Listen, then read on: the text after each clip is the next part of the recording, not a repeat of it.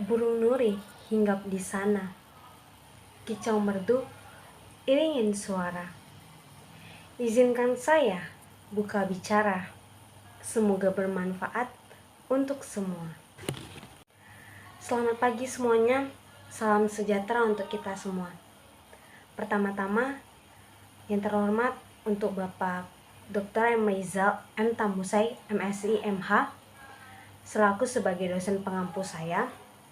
Perkenalkan, nama saya Gresita Siotang dari Prodi Statistika dengan NIM 2403127181 dari Fakultas Matematika dan Ilmu Pengetahuan Alam. Izinkan saya mempresentasikan hasil dari materi saya tentang pantang larang budaya Melayu. Untuk itu, sebelum saya mempresentasikannya, saya ingin menampilkan sebuah video tentang kunjungan saya bersama teman-teman saya ke perpustakaan wilayah. Hai semuanya, jadi kami dari kelompok terakhir sedang berada di perpustakaan wilayah.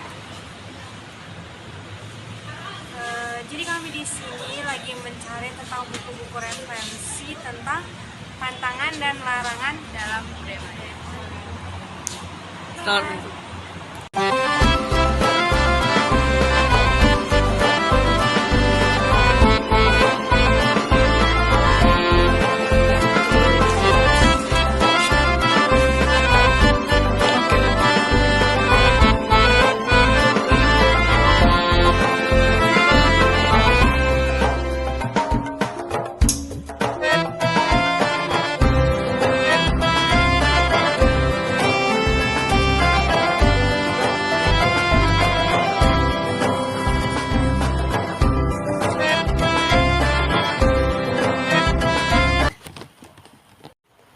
Pantang larang.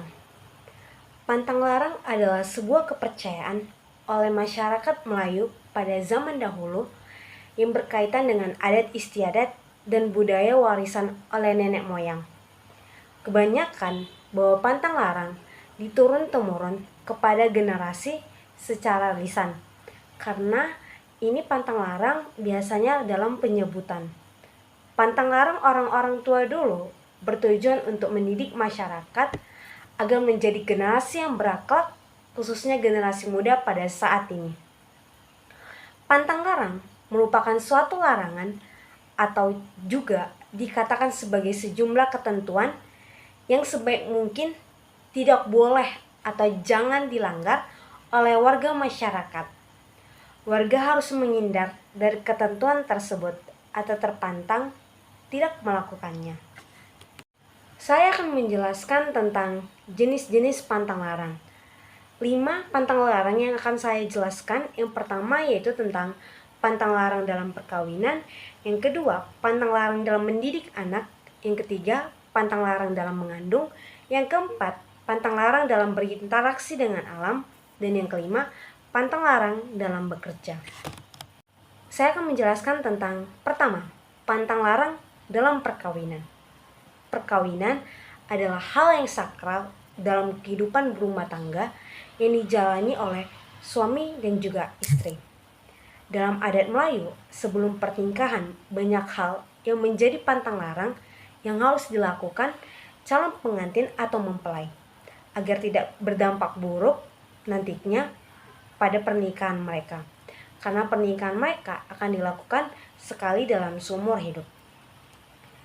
Sebelum menikah, anak gadis akan dilarang orang tuanya, dan orang tuanya berkata seperti ini, "Pantang anak dage dekat tingkap, nanti jauh dagi jodoh." Pantang anak gadis duduk dekat jendela, nanti jauh dari jodoh. Itu arti bahasa Indonesianya. Maknanya dari pantang larang tersebut adalah anak gadis tidak boleh duduk dekat jendela. Jika duduk di dekat jendela, takutnya nanti akan jatuh ke bawah. Karena rumah orang Melayu dulunya seperti rumah panggung. Jika sudah jatuh, daya tulang bisa patah. Jika kaki sudah patah, siapa yang mau melamar anak gadis yang kakinya patah? Kedua, pantang larang dalam mendidik anak. Anak yang sudah besar, seperti remaja, juga diberi pantang larang agar tidak semena-mena perbuatannya, mulai dari dalam keluarga, lingkungan, sampai ke masyarakat. Dan ada orang tua mengatakan seperti ini, puntang melawan ogat tuwe, nanti kolot. Arti dalam bahasa Indonesianya, pantang durhaka kepada orang tua nanti mendapatkan bala atau musibah. Maknanya, anak harus patuh kepada orang tua, ikut apa yang diperintahkan orang tua. Kaitannya dengan ajaran Islam, yaitu anak diajarkan terhadap ibu bapa, seperti Nabi Muhammad mengajarkan, hormatilah ibumu sebanyak 3 kali, baru ayahmu. Karena ibumu yang mengandung, menyusui, dan mengasuhmu dari kecil hingga dewasa nanti. Ketiga, pantang larang dalam mengandung. Adat kebiasaan sangat diperlukan dalam beradab budaya orang Melayu. Apalagi ibu yang sedang hamil. Sebelum lahir ke dunia, ibu harus menjalankan pantang larang yang dikatakan oleh orang tua. Orang tua mengatakan salah satunya seperti ini, tak boleh nyumpah binatang, nanti makan sumpah. Maknanya, tak boleh menyumpahi binatang walaupun itu binatang membuat kita sangat kesal. Karena binatang tetaplah binatang, tidak punya akal pikiran. Jadi tak perlu marah, apalagi sampai menyumpah. Dampaknya, kita akan termakan sumpah itu sendiri. Karena ucapan yang buruk tidak ada yang ingin menerima. Langit mendengar langit akan tidak terima. Batu mendengar batu tidak mau menerima. Tanah mendengar tanah tidak mau menerima. Jadi yang mau menerima adalah orang yang menyumpahi, yaitu kita yang menyumpahi yang lain. Keempat, pantang larang dalam berinteraksi dengan alam. Ada pantang larang yang mengatakan seperti ini, tak boleh nyapu orang tengah makan, tak sopan. Yang arti dalam bahasa Indonesianya, tak boleh menyapu di tengah orang makan, tak sopan. Maknanya, ketika orang lagi makan, kita tidak boleh menyapu.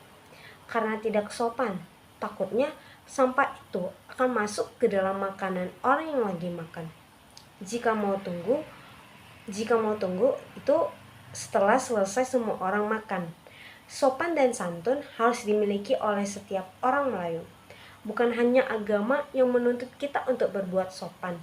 Sesama, tidak peduli tua, muda, miskin, kaya, sopan santun pasti dibawa sampai pergi merantau. Seperti kata pepatah, takkan merantau orang Melayu bila tak berilmu. Inilah sopan santun yang harus dijaga sampai sekarang ini. Setelah mengetahui beberapa tentang jenis pantang larang, saya akan menjelaskan tentang asal-usul pantang larang dalam budaya Melayu. Yang pertama yaitu kepercayaan dan mitos tradisional. Banyak pantang larang dalam budaya Melayu terkait dengan mitos dan kepercayaan spiritual yang sudah ada sejak zaman nenek moyang. Pantang larang seringkali berasal dari keyakinan bahwa melanggar aturan tertentu dapat mendatangkan musibah atau kesulitan, baik di dunia maupun akhirat. Misalnya, pantang larang tentang larangan menyebut nama orang tua yang sudah meninggal atau larangan menyentuh benda tertentu pada waktu tertentu, karena dianggap akan mendatangkan roh atau energi negatif. Yang kedua yaitu pengalaman dan kebijaksanaan nenek moyang. Selain mitos dan agama, banyak pantang larang yang berasal dari pengalaman hidup nenek moyang Melayu yang dipraktikkan untuk tujuan praktis dan kesehatan.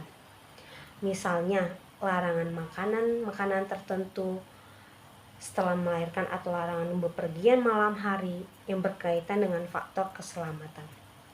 Pantang larang juga bisa membuat dalam kesejahteraan fisik dan mental masyarakat. Kemudian diteruskan sebagai tradisi. Ketiga yaitu adat istiadat dan norma sosial. Pantang larang dalam budaya Melayu juga berkembang di dalam adat istiadat yang berfungsi untuk mempertahankan tahanan sosial. Misalnya, pantang larang dalam upacara adat seperti pernikahan, kelahiran, kematian yang bertujuan untuk kehormatan dan kesopanan. Pantang larang dalam budaya Melayu berasal dari kepercayaan tradisional, ajaran agama, dan pengalaman hidup yang mengajarkan masyarakat untuk hidup selaras dengan alam, menjaga keseimbangan sosial, dan memperhatikan norma-norma moral. Sebagai besar pantang larang ini diturunkan dari generasi ke generasi, dari generasi nenek moyang hingga ke generasi pada saat ini. Dan pantang larang itu memastikan keharmonisan dan kesejahteraan dalam bermasyarakat. Selanjutnya, ini adalah referensi yang saya dapatkan mengenai pantang larang. Semoga ilmu ini bermanfaat untuk teman-teman semua yang membaca dan menontonnya. Saya tutup dengan terima kasih. Mohon maaf bila ada kesalahan. Bye-bye, selamat tinggal.